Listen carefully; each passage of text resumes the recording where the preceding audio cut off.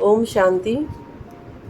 आज मैं आप सभी के सामने एक ऐसी शख्सियत के बारे में बताना चाहूँगी जो किसी भी परिचय की मोहताज नहीं है, बल्कि उनके कर्म ही उनकी कहानी कहते हैं। जैसे बाबा हमेशा कहते हैं, सत्यता के सूर्य को कोई छिपा नहीं सकता, वह सच्चे दिल पर ही साहिब राजी होता है। इसी स्लोगन का आज जीता जागता उदाहरण हमारे सामने है। एक होलीएस्ट सोल श्रीमती द्रौपदी मुर्मू जी। आज वो हमारे देश की पहली आदिवासी महिला राष्ट्रपति बन चुकी हैं। सबसे पहले उनको इस उच्चतम उपलब्धि के लिए बहुत बहुत बधाई व ओम शांति।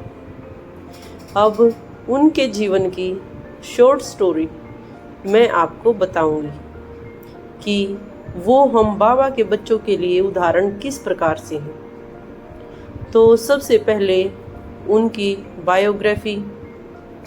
श्रीमती और बीके भी कहूँगी, द्रौपदी मुर्मू दीदी जी का जन्म 20 जून 1958 को ओडिशा राज्य के मयूरभंज जिले के एक छोटे से गांव में आदिवासी प्रजाति में हुआ था। उन्होंने अपने बचपन में गरीबी व अभावों को बहुत करीब से महसूस किया, परंतु गरीबी में रहते भी ये उस चीज़ के प्रभाव में न आकर हमेशा ऊंची सोच व अडिग रहना, यही उनका व्यक्तित्व था।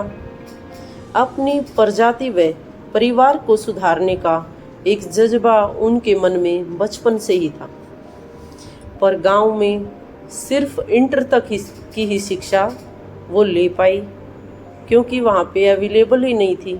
और बाद में पास के ही एक टाउन से उन्होंने ग्रेजुएशन किया। उसके बाद उनकी शादी हो गई मिस्टर श्यामचरण मुर्मू जी से। उसके बाद उनको 2 बेटे व 1 बेटी हुई। अब पहले उनके करियर के बारे में कुछ बात करें तो उन्होंने सबसे पहले क्लर्क के पद पर नौकरी की शुरुआत की। वह साथ ही साथ वे समाज सेवा के तौर पर एक स्कूल में बच्चों को निःशुल्क शिक्षा देती थी। उस स्कूल द्वारा ही वे अन्य समाज सेवी संस्थाओं से जुड़ी रही। उनके इम्प्रेसिव पर्सनैलिटी व लीडरशिप की अनूठी क्वालिटी होने के कारण वे अनेक प्रकार की सोशल जो कमेटीज़ होती हैं उनसे जुड़ी। उसके बाद वे राय रंगपुर में पार्षद के रूप में पदरत हुई। उनके बाद उनके काम की इतनी सराहना हुई कि उनका पॉलिटिकल कैरियर को मानो पंख मिल गए या लिफ्ट लग गई। उनके बाद वे सन 2000 में ओडिशा सरकार में एक मंत्री के पद पर कार्यरत हुई। वह 2007 में उनको सर्वश्रेष्ठ विधायक के रूप में नीलकंठ नामक पुरस्कार से नवाजा गया। वे सच्ची निष्ठा व लगन से इन सब जिम्मेवारियों को व पारिवारिक जिम्मेवारियों को निभाती रही। फिर 2015 में ये झारखंड की पहली महिला गवर्नर बनी। वह 21 जून 2022 अर्थात आज की तारीख को उनका नाम राष्ट्रपति पद के तौर पर चयनित हुआ है। वह आखिरकार आज उनको इस लड़ाई या टक्कर में विजय भी मिली है। वे हमारे राष्ट्र की आज पहली महिला आदिवासी राष्ट्रपति बनी। तो अब लास्ट में हम अपने पॉइंट पर आते हैं कि वो राजयोग या ब्रह्म कुमारी से कैसे जुड़ी या इनको राजयोग से क्या फ़ायदा हुआ। तो कहा जाता है, सुख व दुख हमारे जीवन के 2 पहलू हैं, या कहो हर रात की कोई सुबह होती है। तो पहली बार वे ब्रह्म कुमारी से 2002 में मिली। वह उनको कई प्रोग्राम्स में बतौर गेस्ट बुलाया गया, वे गई। क्योंकि वे बचपन से ही स्पिरिचुअल नेचर की थी, तो उन्हें अध्यात्म आदि की खींच हमेशा बनी रहती थी। तो ऐसी जगहों पर वो अनायास ही पहुंच जाया करती थी। बचपन के संघर्षों से जूझकर जब वो एक मुकाम बनाने में लगी थी, तो जिंदगी ने उन्हें एक जोरदार थप्पड़ मारा। 2009 में उनका बड़ा बेटा, जो कि 25 वर्ष का था, उनकी मृत्यु हो गई। इस हादसे से वो बुरी तरह सदमे में चली गई। 2 महीने तक उन्होंने खुद को एक कमरे में बंद कर लिया। फिर पास ही बीके सेंटर की एक बहन थी, उन्होंने बहुत आग्रह किया कि वे राजयोग कोर्स करें, तो वे इसके लिए मान भी गई, परंतु उनकी बुद्धि जैसे पत्थर की हो गई थी।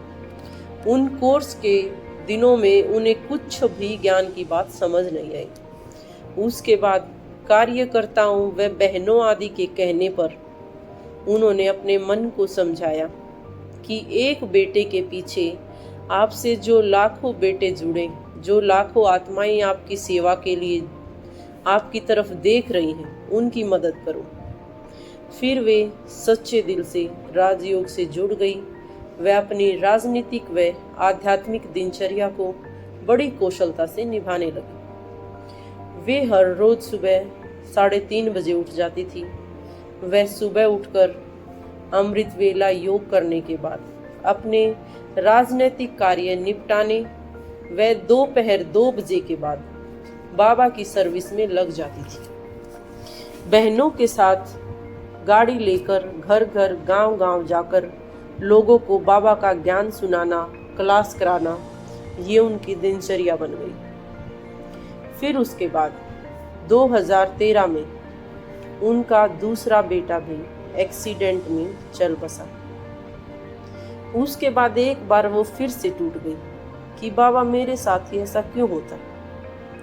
परंतु कुछ समय बाद बाबा की शिक्षाओं को धारण करते हुए कि हलचल में अचल रहना यही तो परीक्षा है, उसके बाद 1 महीने के अंदर ही इस हादसे को सहन न करने के कारण उनका छोटा भाई, उनकी माँ व पति भी चल बसे, या यूं कहें उन्होंने मौत को गले लगा लिया। इन सब बातों से बहादुर द्रौपदी दीदी जी का एक अलग ही व्यक्तित्व सामने आया।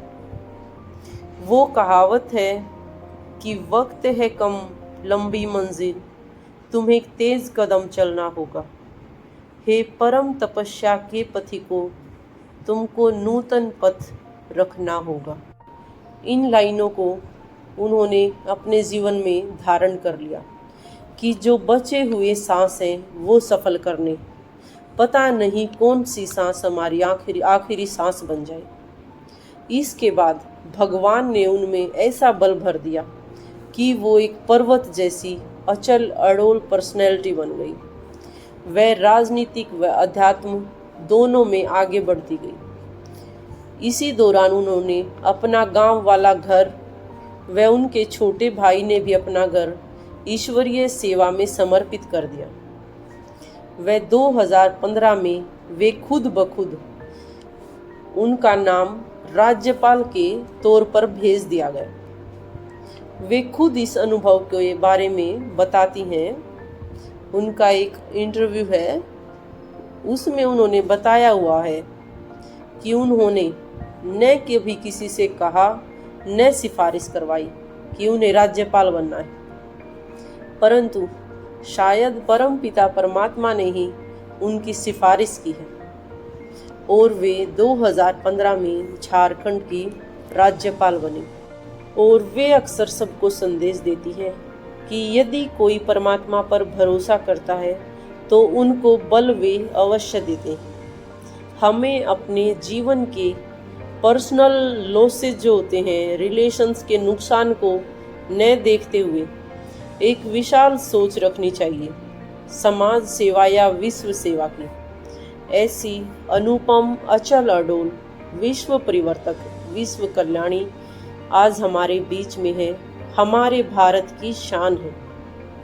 आज वो हमारे बीच में महिला राष्ट्रपति के रूप में विजयी हुई है। उसके लिए उनको लाखों बधाइयाँ व इतनी मेहनत व लगन के लिए लाखों बधाइयाँ। व बाबा को भी लाखों शुक्रिया। उम्मीद करती हूँ उनका जीवन अनेकों आत्माओं में उमंग उत्साह का दिया जगाएगा। अंत में सभी को ओम शांति। ओम शांति बाबा। ओम शांति।